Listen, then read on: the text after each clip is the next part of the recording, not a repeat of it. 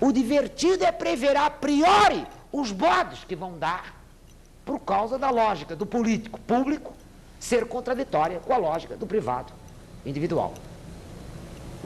Individual como desejo, paixão, propriedade, interesse. Não individual como razão. É sempre possível aos homens, através da razão, perceber a liberdade como um reconhecimento da necessidade. Essa é que é a essência da filosofia alemã, que está aí até hoje, com a devida... até hoje. Posta de uma maneira ou de outra, mas está aí até hoje. Alguém dirá, mas isso aí tem um problema. Sim, tudo tem problema. Problema tem tudo. Evidentemente que eu não vejo desta filosofia enunciada desta maneira, nenhuma necessidade de chegar à patologia. Então, se chegar à patologia, convém, na tradição deles, verificar quais são as razões da patologia. E não atribuir ao espírito, à razão e ao idealismo e ao voluntarismo político as confusões. Pode-se, em vez disso, atribuir à resistência da sociedade, à dificuldade de mudar as convenções, à dificuldade de mudar as leis, à dificuldade de mudar a resistência da sociedade com os seus vested interests, com os seus interesses, com as suas paixões, com os seus desejos de riqueza. Resistência a mudar no sentido do social, do público, do político. Não é verdade? Agora, depende, um cara pode olhar e dizer, está vendo? É da resistência que vem o troço. O outro cara, está vendo? É do voluntarismo, é do idealismo que vem o pecado. E é sempre assim. Cada período histórico alguém vem e diz, está vendo? Foram voluntaristas, idealistas, disparataram. Outro vem e diz, não, está vendo? São reacionários, são resistentes, têm vested interest, estão resistindo à mudança necessária. Vai dar bode, vai dar crise. Em geral, a verdade verdadeira, meus senhores, isso é que é importante, é que por mais idealista e voluntarista que fosse qualquer desses intelectuais, e por mais capacidade de antecipar a sociedade que eles queriam que viesse, ou a que estava por vir, no caso dos burgueses, a que estava por vir, não dá para culpá-los de porra nenhuma. Até porque eles não tiveram nenhuma importância do ponto de vista prático.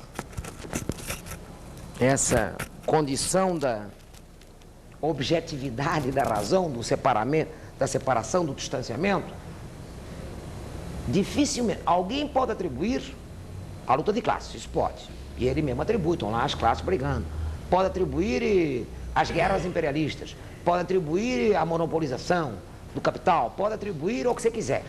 Quer dizer, a formas histórico-concretas de organização de interesses. Há formas histórico concretas de resistir à mudança que a história, em seu progresso, aspas, ou em sua evolução contraditória, estava demandando. Agora, atribuir aos intelectuais da época é muito pedir. Porque não dá para atribuir a Revolução Burguesa inglesa aos teóricos da Revolução Burguesa, que na verdade eram lidos por meia dúzia de pessoas, para variar, nas universidades, ou nos lugares públicos, ou enfim, não dá. Dá para atribuir, sim, e isso tanto Marx quanto Keynes têm claro. Dá para atribuir o peso deles,